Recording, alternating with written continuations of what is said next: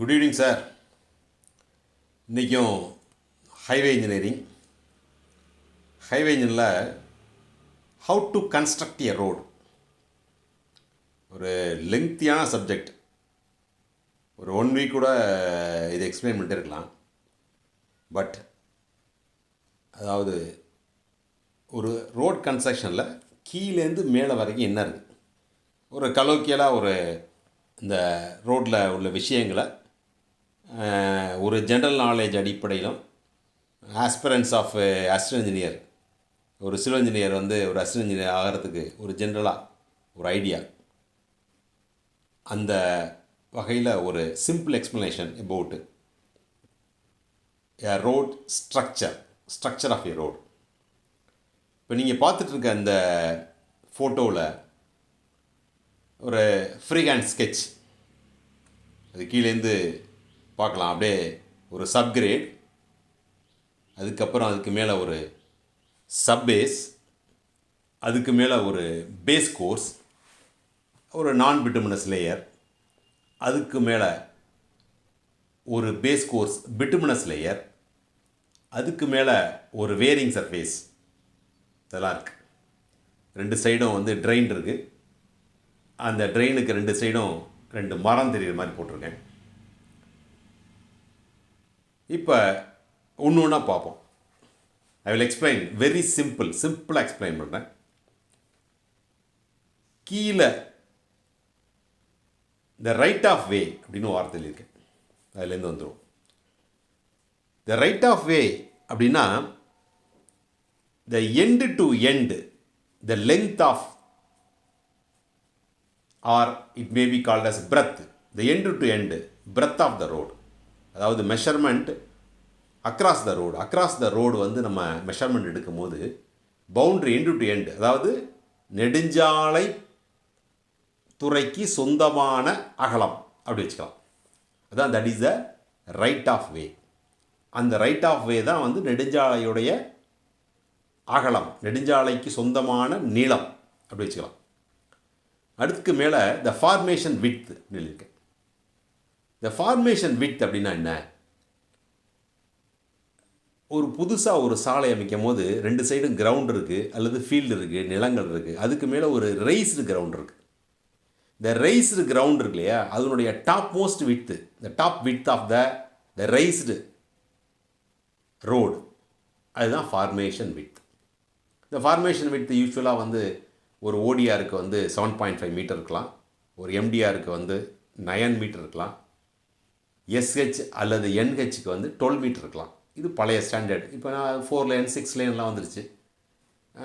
அதுக்கெல்லாம் எல்லாத்துக்கும் தனித்தனியாக இந்தியன் ரோட் காங்கிரஸில் ஸ்பெசிஃபிகேஷன்ஸ் நிறையா இருக்குது. அதுக்கு அடுத்து சப்கிரேட். இந்த சப்கிரேடு பற்றி பேசுகிறதுக்கு முன்னாடி இந்த ரைஸ்டு கிரவுண்ட் அப்படின்னு சொன்னேன் இல்லையா, எனி ரோட் கன்ஸ்ட்ரக்ஷன், புதுசாக ஒரு ரோடு போட போகிறோம், புதியதாக போடக்கூடிய ஒரு சாலையுடைய மேல்மட்டம் வாட்டர் டேபிள்லேருந்து மினிமம் 1.5 மீட்டர் இருக்கணும். மினிமம் 1.5 மீட்டர் இருக்கணும். அப்போ தான் இந்த ரோடு அதனுடைய உறுதியை இழக்காமல் இருக்கும். ஏன்னா சாலையை பற்றி பேசும்போது மண்ணை பற்றி பேசணும், கல்லை பற்றி பேசணும், தாரை பற்றி பேசணும், அப்புறம் சாயில் மெக்கானிக்ஸ் நிறையா இருக்குது. அதெல்லாம் ரொம்ப டீட்டெயில் சப்ஜெக்ட். மினிமம் சைடில் இருக்கக்கூடிய ரோடுடைய நீர்மட்டத்தை விட, வாட்டர் டேபிளை விட 1.5 மீட்டர் இருந்தால் தான் இது உறுதியோடு இருக்கும். பல இடத்துல நீங்கள் பார்க்கலாம், சாலை அந்த சைடில் இருக்கக்கூடிய ஃபீல்டு என்ன டெப்த்தோ அதை விட 1 அடி 1.5 அடி தான் உயரமாக இருக்கும். அந்த மாதிரி ரோடு அடிக்கடி அந்த சர்ஃபேஸ் டென்ஷன் அப்படின்னு சொல்லலாம், அல்லது இந்த தண்ணி லெஃப்ட்லேருந்து ரைட்டில் போகிறது, லெஃப்ட்டில் போகிறது எதில் போகும், நம்ம கட்டமைத்திருக்கிற அந்த சாலை வழியாக போய் அதனுடைய உறுதியை இழந்துடும். அப்போ அந்த சாலைக்கு உண்டான அந்த பலம், அதாவது ஒரு பிட்டுமினஸ் கன்ஸ்ட்ரக்ஷனாக இருந்தால் அந்த பலம் இருக்காது. பலம்னா தி ஸ்ட்ரென்த் ஆஃப் ரோடு. அதில் நிறையா அப்புறம் டெப்த்தாக போனோம்னா நிறையா சப்ஜெக்ட் இருக்குது. டெர்சாயிங்கிற அவர் கண்டுபிடிச்ச சாயில் மெக்கானிக்ஸ்லேருந்து போகலாம்.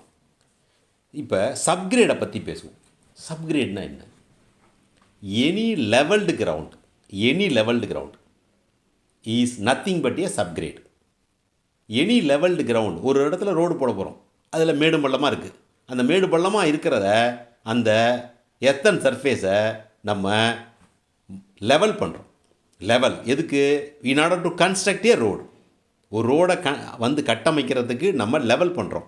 அந்த லெவல் பண்ணுற அந்த சர்ஃபேஸுக்கு பேர் தான் சப்கிரேட். சப்கிரேட்னா என்ன? ஜென்ரலாக சொல்லிட்டேன். அது மேலே கட்டமைக்கிற ரோடையும் தாங்கணும், அதற்கு மேலே போகக்கூடிய டிராஃபிக்கையும் தாங்கணும்.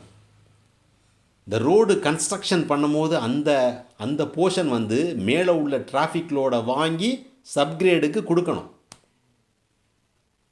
இந்த ரோட் கன்ஸ்ட்ரக்ஷன், இந்த என்டையர் மாஸ், அந்த entire layers, each and every layer can transfer safely the traffic load to the subgrade without self disintegration. தன்னை அழித்து கொள்ளாமல், அதில் எந்த ஸ்ட்ரெயினும் தெரியாமல் அந்த ஸ்ட்ரக்சர், இந்த 1.5 மீட்டர் சூழ்நிலை வாட்டர் டேபிளுக்கு மேலே வந்து நம்ம ரோடு லெவலில் ரைஸ் பண்ணி வச்சுருக்கோம்னு, அந்த ஸ்ட்ரக்சர், அந்த லேயர் தன்னை அழித்து கொள்ளாமல் டிராஃபிக் லோடை எங்கே கொண்டு போய் சேர்க்கணும்? சப்கிரேடுக்கு போய் சேர்க்கணும். Safely, safe transfer. இந்த சப்கிரேடு எந்த மெட்டீரியல் வேணாலும் இருக்கலாமா, எது வேணாலும் இருக்கலாமா அப்படின்னா கட்டாயமாக கிடையாது.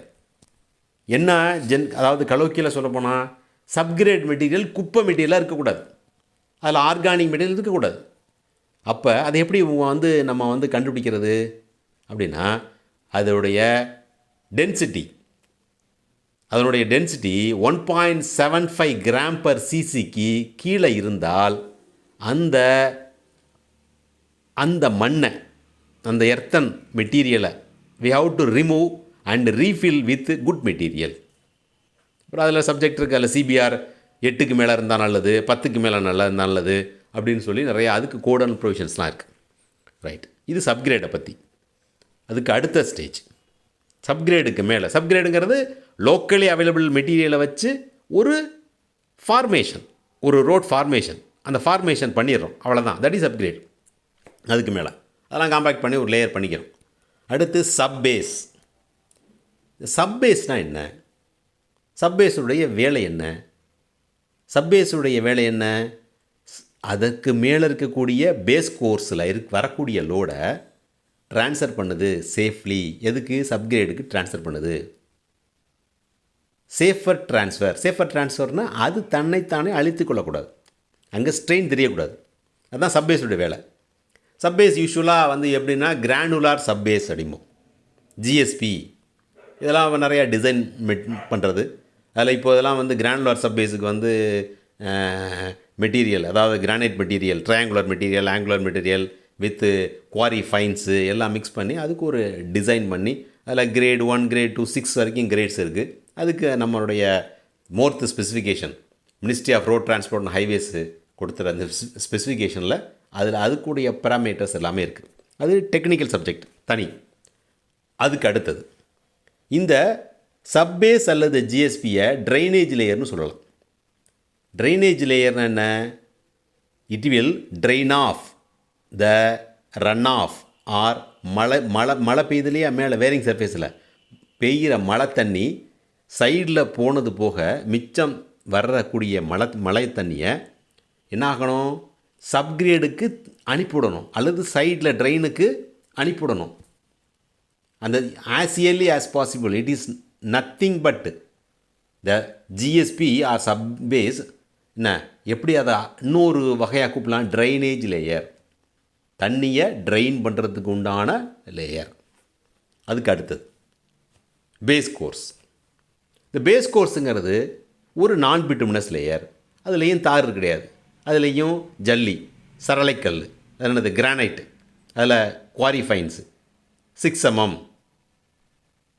13.2, 11.2, 20 mm, 26.5 mm, ஓவர் 20 mm இப்படின்னு டிஃப்ரெண்ட் மெட்டீரியல். அதுக்கு எப்படி டிசைன் பண்ணுறது, எப்படி எந்த ரேஷியோவில் கலக்கிறது அப்படின்னு கலந்து ஒரு மிக்ஸு. அதுக்கு பேர் WMM, WMM வெட் மிக்ஸ் மெக்கடம். அல்லது இதற்கு முன்னாடி அல்லது ஒரு அன்இம்பார்ட்டன்ட் நோட்ஸில் WBM சில பேர் கேள்விப்பட்டிருப்பீங்க, வாட்டர் பவுண்டு மெக்கடம். மெக்கடம்ங்கிறது வந்து ஒரு சயின்டிஸ்டுடைய பேர், இந்த ரோட் கன்ஸ்ட்ரக்ஷனுடைய என்ன முக்கியமான ஒரு சயின்டிஸ்ட்டு. அவர் தான் இதெல்லாம் கண்டுபிடிச்சார். மெக்கடம் கன்ஸ்ட்ரக்ஷன், டெல்ஃபோர்த் கன்ஸ்ட்ரக்ஷன் அப்படின்னு நிறையா இருக்குது. அது ஹைவே இன்ஜினியரிங் வரக்கூடிய சப்ஜெக்ட். இந்த பேஸ் கோர்ஸுடைய வேலை என்ன? இந்த பேஸ் கோர்ஸுடைய வேலை என்னென்னா, தப்பி தவறி மழை தண்ணி அந்த பிட்டுமினஸ் லேயரில் உள்ளே பூந்துருச்சுன்னா அதை அப்படியே வாங்கி சப்பேஸுக்கு அனுப்பி, அதே மாதிரி மேலே வரக்கூடிய அந்த பேஸ் கோர்ஸில் வரக்கூடிய அந்த traffic load, the punching load R A static load R A dynamic load R A rolling load, எந்த லோடாக இருந்தாலும் அது தன்னை அழிச்சிக்காமல் அது என்ன பண்ணணும், கீழே ட்ரான்ஸ்ஃபர் பண்ணணும். இந்த செல்ஃப் டிஸ்இன்டெக்ரேஷன் இருக்கக்கூடாது, செல்ஃபாக ஸ்ட்ரெயின் இருக்கக்கூடாது. அதை அழிச்சிக்காமல் சேஃபர் டிரான்ஸ்போர்ட்டாக இருக்கணும், அதை ட்ரான்ஸ்ஃபர் பண்ணணும். அந்த பேஸ் கோர்ஸு நான் பிட்டுமினஸும் இருக்கலாம், பிட்டுமினஸாகவும் இருக்கலாம். ஓகேவா? இப்போ இந்த WMM, WBM, இந்த GSP இது எல்லாமே நான் பிட்டுமினஸ். அதுக்கு மேலே a base course maybe a bituminous layer, bituminous லேயராகவும் அது இருக்கலாம். இந்த பேஸ் கோர்ஸோடைய வேலை என்ன? It receives the load from the wearing surface. The wearing surface is the topmost layer of the road. The roadல இருக்கக்கூடிய மேலே இருக்கக்கூடிய அந்த லேயர் தான் வந்து wearing coat or wearing course, எப்படிலாம் வச்சுக்க. அதுலேருந்து வரக்கூடிய லோடை சேஃபராக இட்டு ட்ரான்ஸ்ஃபர். எதுக்காக அந்த சேஃபர்னு சொல்கிறேன்? அதனுடைய டைமென்ஷன் மாறிடக்கூடாது. அந்த டைமென்ஷன் மாறாமல், செல்ஃப் டிஸ்இன்டெக்ரேஷன் ஆகாமல், எந்த ஸ்ட்ரெயினையும் காட்டாமல், அதனுடைய ஷேப்பில் மாறுபாடு இல்லாமல் என்ன பண்ணணும், ட்ரான்ஸ்ஃபர் பண்ணணும். அதுக்கு தான் வி ஆர் டிசைனிங். ஒரு லேயரில் இருக்கக்கூடிய மெட்டீரியலை வச்சு, மெட்டீரியலுடைய குவாலிட்டி வச்சு, மெட்டீரியலுடைய சைஸு, ஆங்குலாரிட்டி, டெக்ஸ்சரு இதெல்லாம் வச்சு நம்ம டிசைன் பண்ணுறோம். அதுக்கப்புறம் தார் ஊற்றுறோமா, தாரையும் இந்த குவாலிட்டி ஆஃப் தாருடைய குவாலிட்டி, நம்ம தாருங்கிறது வந்து நான் கலோக்கியலாக சொல்கிறது, நம்ம வந்து சப்ஜெக்டிவாக சொல்லணும் அப்படின்னா பிட்டுமன்னு சொல்லுவோம். யூஎஸ் ஸ்டாண்டர்ட் அப்படின்னா ஆஸ்ஃபால்ட்டுன்னு சொல்லுவாங்க. எல்லாம் ஒன்று தான், எல்லாமே வந்து ஃபைனலாக அந்த கார்பன் ப்ராடக்ட் தான். அதில் தார்னு சொல்லலாம், பிட்டுமன் சொல்லலாம், ஆஸ்ஃபால்ட்டுன்னு சொல்லலாம். அது செப்பரேட் சப்ஜெக்ட், தனியாக ஒரு வீடியோ போடுறேன். அது ஒரு ஏன் தனித்தனியாக அந்த பேர் வந்துச்சு அப்படிங்கிறதுக்கு. இந்த பேஸ் கோர்ஸ் பிட்டுமினஸ் லேயரு டிபிஎம்மாக இருக்கலாம் அல்லது பிஎம்மாக இருக்கலாம். Dense bituminous macadam or bituminous macadam. Dense bituminous macadam bituminous மெக்கடத்தை விட ஒரு ஒரு ஒரு குவாலிட்டி கூட. இட் இஸ் எ டென்ஸ், அதனுடைய டென்சிட்டி கூட. அது வந்து க்ளோஸ்லி கிரேடட். இந்த மெட்டீரியல் எல்லாம் க்ளோஸாக என்ன இன்டர்லாக் ஆகிருக்கும்.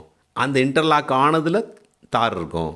அந்த தார் இருக்கிறதுல நம்ம வந்து ரோட் சர்ஃபேஸில் வந்து ஒரு 50 டிகிரி 40 டிகிரி 60 டிகிரி வரைக்கும் கூட போகலாம். வரக்கூடிய டெம்பரேச்சர் இருக்கு இல்லையா, அந்த டெம்பரேச்சர் வந்தாலும் செல்ஃப் டிஸ்இன்டெக்ரேஷன் ஆகக்கூடாது. அதில் எதுவுமே வந்து என்ன பண்ணுது, ஸ்ட்ரெயின் ஆகக்கூடாது. அல்லது இந்த bituminous layer due to heat flow ஆகக்கூடாது. இந்த ஃப்ளோ வேல்யூ எவ்வளோ இருக்கணும், அதில் எவ்வளோ ஏர் வாய்ட்ஸ் இருக்கலாம், அப்படிலாம் டிசைன் பண்ணுவாங்க. அது பிட்டுமினஸ் கோர்ஸை வருது. அதுக்கு அடுத்தது வியரிங் கோட். இந்த வியரிங் கோட்னா என்ன? It is a topmost layer of any road construction. It receives directly the heat from the sun. It receives directly என்ன, மழை பெய்கிற தண்ணியை டைரெக்டாக ரிசீவ் பண்ணுறது என்னது, வேரிங் கோட். இந்த வேரிங் சர்ஃபேஸ், இந்த வேரிங் சர்ஃபேஸுடைய வேலை என்ன? It drain off the rain water, the rainfall or the run off as early as possible from the road with the help of cross slope. The cross slope is called as the camber of the road. ஓகேவா? இந்த camber இருக்கு இல்லையா, camber அப்படிங்கிறது என்ன அப்படின்னா, it is the slope maintained or constructed by a highway engineer across the road.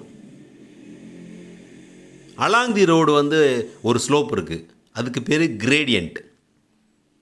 Across the road slope இருக்குது, அதுக்கு பேர் camber. The camber in both direction.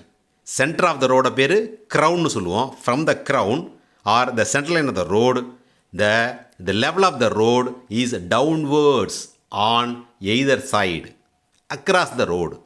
That is called camber. யூஸ்வலாக கேம்பர் வந்து 2.5%, 2 to 2.5% இருக்கலாம் ஒரு பிட்டுமினஸ் லேயரில். காங்கிரீட்டில் கூட ஒரு 2% பரவாயில்லாமல் போதும் அது. பட் பிட்டுமினஸில் ஒரு 2.5 போகும். இப்போ இந்த படத்தில் ரெண்டு சைடும் காமிச்சிருக்கேன், பேர்ம்ஸ் அப்படின்னு காமிச்சிருக்கேன். 3 to 4% ஸ்லோப் காமிச்சிருக்கேன்.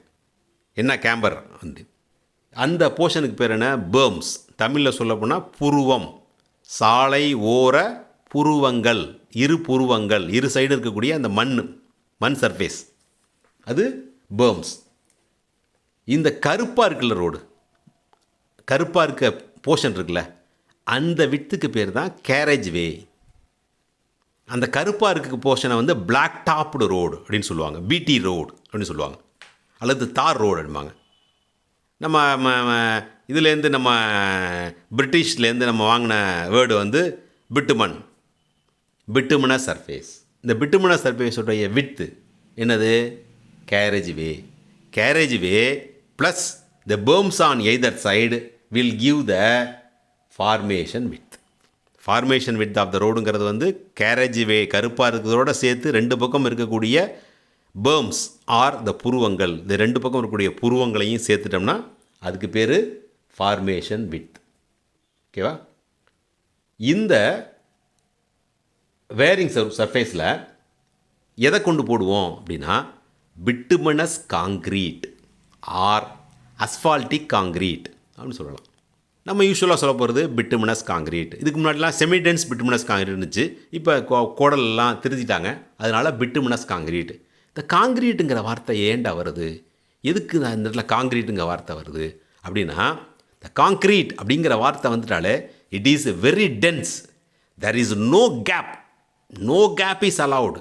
அந்த லேயரில் எந்த கேப்பும் நம்ம அலோவ் பண்ணுறது கிடையாது. It tends to 0. The gap percentage tends to 0. மேத்தமெட்டிக்ஸில் லிமிட் எக்ஸ் டென்ஸ் டு 0ம்பாங்களா, அதே மாதிரி இந்த கேப்புக்கு கேப்பே கிடையாது. ஏன் கேப் கிடையாது? It will not allow any single drop of water enter into the road. ரோட்டுக்குள்ளே எந்த மழை தண்ணியும் உள்ளே போகவே கூடாது. ஏன் போகக்கூடாது? போனால் கெட்டுவிடும் ரோடு. சரியா? தண்ணி போனால் உள்ளே கெட்டுவிடும். நம்ம என்ன நினச்சோமோ நடக்காது. உள்ளே ஸ்ட்ரெயின் ஆகிடும், உள்ளே வால்யூம் சேஞ்ச் ஆகிடும். சரியா? தண்ணி போனால் மண்ணில் தடிச்சா வால்யூம் சேஞ்ச் ஆகிடும். வால்யூம் சேஞ்ச் ஆனால் ரோட்டில் ஓட்ட விழுந்துடும். அதுக்காக இந்த வேரிங் சர்ஃபேஸை எப்படி நம்ம டிசைன் பண்ணுவோம் அப்படின்னா, ஃபுல்லாகவே என்னது தண்ணி போகாத அளவுக்கு, நீர் போகாத அளவுக்கு அதை டிசைன் பண்ணுவோம். யூஸ்வலாக வந்து 3 சென்டிமீட்டர் 4 சென்டிமீட்டர் டெப்த் இருக்கலாம். பிட்டுமினஸ் காங்க்ரீட் அப்படிங்கிற காங்க்ரீட்டுங்கிற வார்த்தை என்ன, பிட்டுமினஸ் போட்டு ஜல்லி போட்டு அதை காங்க்ரீட்டாக பண்ணுறோம். ஒரு காங்க்ரீட்டில் யூஸ்வலாக காங்க்ரீட்னா உங்களுக்கு சிமெண்ட்டு, ஜல்லி, மணல் ஞாபகம் வரும்.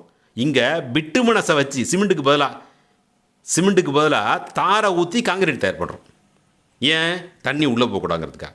அதுதான் இப்போ எல்லா ரோட்லேயும் போட்டுட்ருக்கோம். ஏன் வந்து காங்கிரீட் போடாமல் பிட்டுமனஸ் ரோடாக போடுறோம் அப்படின்னா செப்பரேட் சப்ஜெக்ட், அது செப்பரேட் வீடியோ, அது இப்போ பார்த்துக்கோம்.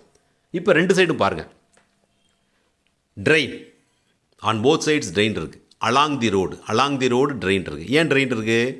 இந்த cross slope or camber of the ரோட்டில் வரக்கூடிய தண்ணியை எடுத்து கொண்டு போய் as early as possible it should be disposed of into a ocean or a river or a pond or a lake as early as possible. ஏன்? இந்த தண்ணி இங்கே பக்கத்தில் இருந்துக்கிட்டே இருந்தால் it will affect the road construction. அதனால் அந்த ட்ரெயினையும் we have to maintain properly to drain off the water as early as possible on either side of the road. அதுக்கப்புறம் ரெண்டு பக்கமும் 2 மரம் போட்டிருக்கேன். மரம் ஏன் போட்டிருக்கேன் அப்படின்னா, ரோடுன்னு இருந்தால் கட்டாயமாக 2 பக்கமும் 2 மரம் இருக்கணும். இதாவது கிராஸ் செக்ஷனில் 2 பக்கம் 2 மரம் இருக்குன்னு அர்த்தம். ரோடு பூராவே மரம் வைக்கிறோம், சாலையோர மரங்கள். இந்த அவென்யூ ட்ரீஸ் அப்படின்னு ஒரு போடுவாங்க. அவென்யூ ட்ரீஸ், இந்த சாலையோர மரங்கள் ரொம்ப ரொம்ப முக்கியமானது. சாயில் எரோஷனை தடுக்கிறதுலேருந்து, கூலிங் எஃபெக்ட் கொடுக்கறதுலேருந்து, நமக்கு ரெஸ்ட் கொடுக்கறதுலேருந்து, கண்ணுக்கு எஃபெக்ட் கொடுக்கறதுலேருந்து, இந்த ஹெட்லைட்லேருந்து நம்மளை காக்கிறதுலேருந்து, ஏன்னா கார்பன் டை ஆக்சைடு எடுத்துகிட்டு ஆக்சிஜனை கொடுக்கறதுலேருந்து, இதே மாதிரி நிறைய வேலை பண்ணுது இந்த மரங்கள். இந்த மரங்களை சாலை ஓரங்கள் நடுவதற்கு பேர் it is an art of என்ன, அதுக்கு பேர் arboriculture. Arboriculture is a art of growing trees on either side of the road in a single row or double row, in a zigzag manner or staggered manner, in either thing. You have to மரத்தை வளர்த்தே ஆகணும். That is art. அதுதான் arboriculture. I think இந்த படத்தில் போட்டிருக்க எல்லாத்தையும் சிம்பிளாக நான் பண்ணியிருக்கேன். ஒவ்வொரு டாப்பிக்கை பற்றி நான் சொன்ன இந்த இதில் எழுதியிருக்க ஒவ்வொரு வேர்டை பற்றி ½ அன் ஹவர் பேசலாம். ஆல்ரெடி இப்போயே ஒரு 20 மினிட்ஸ் இந்த வீடியோ ஆகிடுச்சு. அதனால் I will conclude it subject the structure. I think a brief note, a short note கொடுத்துட்டேன் about the section of a road. Thank you for வாட்சிங். தேங்க்யூ. இது நற்பவி டாக்ஸ்.